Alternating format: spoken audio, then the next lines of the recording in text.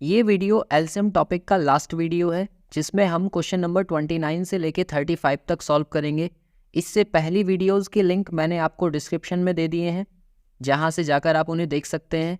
और इन सभी क्वेश्चंस की पीडीएफ अगर आपको चाहिए तो आप टेलीग्राम चैनल से ले सकते हैं, जिसका लिंक मैंने डिस्क्रिप्शन में दिया हुआ है। टॉपिक से रिलेटेड कोई भी डाउट अगर आपका है तो आप कमेंट कर सकते हैं। यहाँ पर हम देखेंगे क्वेश्चन नंबर 29 से आगे की क्वेश्चन, और इससे नेक्स्ट वीडियो में मैं बात करूँगा एचसीएफ के कॉन्सेप्ट के बारे में। तो देखिए यहाँ पर 29 क्वेश्चन में क्या दिया हुआ है। दो संख्याओं का महत्तम समापवर्तक और लघुत्तम समापवर्तक क्रमशः 21 और 84 है। यदि दोनों संख्याओं का अनुपात 1:4 है तो दोनों संख्याओं में बड़ी संख्या कौन सी होगी। देखो, इस क्वेश्चन को करने के लिए ना आपको एक फॉर्मूला याद होना चाहिए। प्रोडक्ट ऑफ टू नंबर्स बराबर होता है एलसीएम इंटू एचसीएफ के। मतलब अगर आपको दो संख्याएं दे रखी हैं तो दोनों संख्याओं का गुणनफल उसके एचसीएफ और एलसीएम के प्रोडक्ट के बराबर होता है। तो इसकी हेल्प से हम इस क्वेश्चन को कैसे सॉल्व करेंगे। देखो, यहाँ एक नंबर 1 दिया है, एक दूसरा दिया है 4। तो अगर इन दोनों को हम मानना चाहें तो एक को x मान लो, दूसरे को 4x मान लो। तो यहाँ जो प्रोडक्ट है x का और 4x का, दोनों को इंटू करके वो हमें दिया हुआ है 84 इंटू 21 के बराबर। तो यहाँ से देखो, x की इंटू x से करेंगे तो x स्क्वायर आ जाएगा, और इस वाले 4 से मैं इसको कट कर दूँ 21 टाइम्स कट जाएगा। यहाँ से इसका पेयर बन रहा है तो सीधे सीधे कहा जा सकता है कि x की वैल्यू कितनी आ जाएगी 21। और अगर x की वैल्यू 21 है तो आपको पता चल गया 4x की वैल्यू कितनी होगी 84। उसका हमने 4 से इंटू कर लिया। पूछा है दोनों संख्याओं में बड़ी संख्या कौन सी होगी, तो 84 जो होगा वो इस क्वेश्चन का सही आंसर हो जाएगा। क्वेश्चन नंबर 30 को देखिए। इसमें कहा गया है कि दो संख्याओं का एचसीएफ तथा एलसीएम क्रमशः 30 और 2310 है। यदि एक संख्या 330 है तो दूसरी संख्या ज्ञात कीजिए। सेम उसी के जैसा क्वेश्चन है। यहाँ पर भी हम क्या कहेंगे कि भाई पहला नंबर और दूसरा नंबर, इन दोनों का जो गुणनफल है वो एलसीएम इंटू एचसीएफ के बराबर होगा। तो यहाँ से दोनों की वैल्यूज़ कितनी दे रखी हैं। देखो, पहला नंबर आपको दे रखा है 330 और दूसरा नंबर मुझे निकालना है। एलसीएम की वैल्यू दे रखी है 2310 और एचसीएफ की वैल्यू दे रखी है 30। तो इसको आप सॉल्व कर लो। इस 0 से ये 0 कट जाएगा, और 3 से मैं इसको कट कर दूं 11 टाइम्स, और 11 से ये कट हो जाएगा 21 टाइम्स। तो यहाँ से सेकंड नंबर जो मेरे पास आ जाएगा वो कितना हो जाएगा 210, यानी कि बी ऑप्शन जो होगा इस क्वेश्चन का करेक्ट हो जाएगा। इसके बाद देखिए क्वेश्चन नंबर 31 में क्या कहा गया है कि दो संख्याओं का एचसीएफ 8 है, तब निम्न में से कौन सा उन संख्याओं का एलसीएम नहीं हो सकता। तो आपको ये पता होना चाहिए कि जो एलसीएम होगा वो हमेशा एचसीएफ से डिविजिबल होगा या विभाजित होगा। तो आप देखो, 8 से 24 कट जाएगा, 8 से 48 भी कट जाएगा, और 8 से 56 भी कट जाएगा, लेकिन 60 जो है वो 8 के टेबल में नहीं आता। तो ये जो वैल्यू है उसका एलसीएम कभी भी नहीं हो सकती। देखिए क्वेश्चन नंबर 32 में क्या कहा गया है। तीन भिन्न हमें दे रखे हैं और उन तीनों का क्या निकालना है, एलसीएम निकालना है। एक 4/5 है, दूसरा 6/25 और तीसरा 8/15। तो इस क्वेश्चन को सॉल्व करना मैं आपको सिखा चुका हूँ। आपको क्या करना होता है, जो ऊपर वाली वैल्यूज़ लिखी हुई हैं उनका आपको लेना होगा एलसीएम, और जो नीचे वाली वैल्यूज़ लिखी हुई हैं उनका आपको लेना होगा एचसीएफ। तो 5, 25 और 15 यहाँ पर ये वैल्यूज़ हो जाएंगी। एचसीएफ मैंने अभी आपको निकालना नहीं सिखाया है। इससे नेक्स्ट वीडियो में हम इसी का कॉन्सेप्ट सीखने वाले हैं कि एचसीएफ को आप डायरेक्टली कैसे सॉल्व करते हैं। तो यहाँ पर फिलहाल मैं डायरेक्ट लिख देता हूँ। एलसीएम निकालेंगे ऊपर वाली वैल्यूज़ का तो वो 24 आ जाएगा, और नीचे वाली वैल्यूज़ का आप 25 आ जाएगा, जो कि इसके ऑप्शन ए में दिया हुआ है, इसलिए ए ऑप्शन इसका करेक्ट हो जाएगा। क्वेश्चन नंबर 33 में दिया गया है कि एक फूल वाले के पास 200 गुलाब और 180 मोगरा के फूल हैं। उससे कहा गया कि वह या तो केवल मोगरा के या केवल गुलाब के फूलों की माला बनाए, और उसने उतनी ही संख्या में फूल होने चाहिए। फूलों की वह अधिकतम संख्या ज्ञात कीजिए जिससे वह माला बन सकती है और एक भी फूल शेष ना बचे। तो ये दरअसल क्वेश्चन यहाँ पर गलत आ गया। ये एचसीएफ का क्वेश्चन है, और इसे सॉल्व करने के लिए हमें कुछ नहीं करना होता है, इन दोनों नंबर्स का एचसीएफ निकालना होता है। तो दोनों का डिफरेंस 20 दिया हुआ है, और 20 से 200 भी कट जाएगा और 180 भी कट जाएगा, इसलिए इसका एचसीएफ जो हो जाएगा वो 20 ही होगा। ये मैं आपको सिखाऊंगा नेक्स्ट वीडियो में कि इसका क्या कॉन्सेप्ट है। फिलहाल इस क्वेश्चन का जो सही आंसर होगा वो सी ऑप्शन करेक्ट हो जाएगा, जो कि 20 है। इसके बाद देखिए क्वेश्चन नंबर 34 में क्या कहा गया है। दो संख्याओं का एलसीएम उनके एचसीएफ का 45 गुना है यदि उनमें से एक संख्या 125 है तथा मासा और लासा का योगफल 1150 है तो दूसरी संख्या ज्ञात कीजिए। ये बड़ा ही आसान सा क्वेश्चन है। देखो यहाँ पर क्या दिया हुआ है कि उनका जो एलसीएम है वो एचसीएफ का कितने टाइम्स है, 45 गुना है, और दूसरी चीज़ उनमें से एक नंबर भी दे रखा है हमें 125।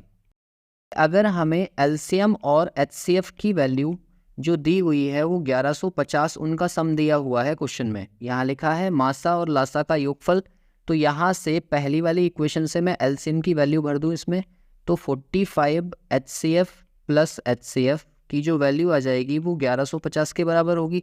तो यहाँ से ये हो जाएगा 46 एचसीएफ इक्वल्स टू 1150। यहाँ से मैं सीधे एचसीएफ की वैल्यू निकाल सकता हूँ, 1150 को डिवाइड कर देंगे हम 46 से, तो ये टोटल कितनी टाइम्स कट जाएगा, 25 टाइम्स। तो यहाँ से जो एचसीएफ की वैल्यू आ गई वो कितनी आ गई, 25।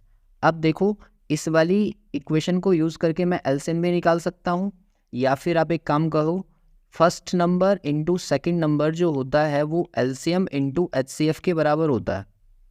ठीक है, यहाँ से एलसीएम की जो वैल्यू है वो कितनी है, 45 इंटू एचसीएफ, और एक एचसीएफ ये वाला हो गया यहाँ पर, और ये दिया है first number into second number. बस अब इसमें सारी वैल्यूज़ भरनी है। एचसीएफ अभी हम निकाल चुके हैं, 25 है, तो ये हो जाएगा 45 इंटू 25 इंटू 25, और यहाँ से एक नंबर आपको दे रखा है 125, तो यहाँ आ जाएगा 125 इंटू सेकेंड नंबर। अब इसको कट कर लो, 25 से ये कट हो जाएगा 5 टाइम्स, और इस 5 से ये कट हो जाएगा 5 टाइम्स, तो सेकंड नंबर कितना आ जाएगा आपका, 45 इंटू 5 मतलब 225, जो कि ऑप्शन सी में दिया हुआ है वही इसका करेक्ट आंसर है। इसके बाद देखिए क्वेश्चन नंबर 35 को। 35 में कहा गया है कि दो संख्याओं का एलसीएम तथा एचसीएफ 17 और 408 है, इस प्रकार के कितने जोड़े संभव हैं।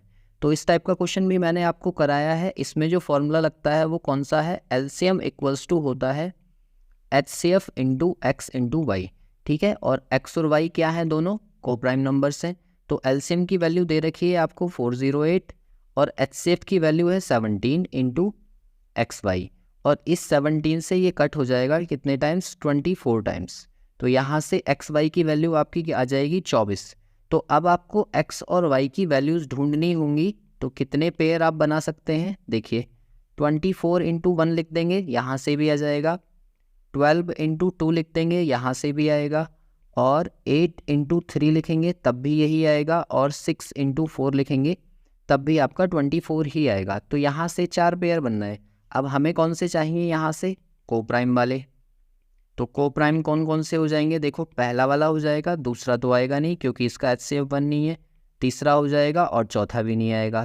इसलिए इस क्वेश्चन का जो आंसर होगा वो बी करेक्ट हो जाएगा। यहाँ से एलसीएम का कॉन्सेप्ट आपका ख़त्म होता है। कुछ और इम्पोर्टेंट पॉइंट मुझे आपको बताने हैं। देखो कई बार जैसे सपोज़ आपको क्वेश्चन कुछ इस तरीके से दिया जाता है, 3 की पावर 4, 5 की पावर 2 और इंटू 7 की पावर 8, और एक दूसरा टर्म और दे दिया जाएगा आपको 3 की पावर 6 इंटू 5 की पावर 3 और इंटू 7 की पावर 2, और यहाँ से आपसे कहा जाएगा कि भाई इसका एलसीएम बताइए क्या होगा, या फिर एचसीएफ बताइए क्या होगा। ये नेक्स्ट वीडियो में मैं सिखाऊंगा, लेकिन फ़िलहाल अभी यहाँ पर देख लीजिए कि इसको कैसे सॉल्व किया जाता है। तो देखो जब भी आपको इसमें एलसीएम निकालना हो, इस तरीके के टर्म्स आपको दिए हुए हैं और एलसीएम आपको निकालना है, तो जो टर्म्स दिए हैं ना उनकी मैक्सिमम वैल्यू आप ढूंढिए। जैसे यहाँ पर 3 दिया हुआ है, तो 3 की मैक्सिमम वैल्यू यहाँ कितनी है, यहाँ 4 है और यहाँ पर 6 है, तो दोनों में मैक्सिमम हो गया 6। फिर इंटू दूसरा नंबर दिया है आपको 5, तो 5 के केस में यहाँ पर 2 दिया हुआ है और यहाँ पर 3 दिया हुआ है, तो दोनों में मैक्सिमम पावर कितनी हो जाएगी, 3। ऐसे ही इंटू 7, फिर 7 की मैक्सिमम पावर आप देखिए, यहाँ पर 2 दी है और यहाँ पर 8 दी है, तो मैक्सिमम पावर हो जाएगी 8, और यही इसका एलसीएम होगा। अगर बाई चांस मुझे एचसीएफ निकालना होता तो एचसीएफ के लिए मुझे मिनिमम पावर देखनी होती। जैसे 3 दिया है तो 3 की मिनिमम पावर यहाँ पर कितनी है, 4, तो 4 लिख देंगे, इंटू फिर एक 5 भी दिया है दोनों में, यहाँ पर दोनों में कॉमन वाला टर्म चाहिए, तो इसमें मिनिमम पावर कितनी है, इसकी 2 है, इसकी 3 है, तो यहाँ 2 लिख देंगे। और इनटू ऐसे ही 7 की मिनिमम पावर कितनी है 2, तो यहाँ पर 2 लिख देंगे। ये जो वैल्यू आ जाएगी ये इसका आंसर हो जाएगा। दोनों ही वैल्यूज़ मैंने आपको निकालनी सिखा दी, एलसीएम भी और एचसीएफ भी। देखो ये जो है अलजेब्रिक फॉर्म में भी आ जाते हैं कई बार। अलजेब्रिक फॉर्म में कैसे होंगे, जैसे सपोज आपको दे दिया जाए x² y कॉमा xy और कॉमा x की पावर 4 y की पावर, और आपसे कह दिया जाए कि बताइए इसका एलसीएम क्या होगा, तब आप एलसीएम कैसे निकालोगे। देखो यहाँ दो चीज़ें दिख रही हैं, एक x है और एक y है। x की मैक्सिमम पावर ढूंढिए, यहाँ पर 2 है, यहाँ पर 1 है, यहाँ पर 4 है, तो x की मैक्सिमम पावर 4 हो गई। ऐसे ही फिर y की मैक्सिमम पावर देखिए तो वो 3 हो गई।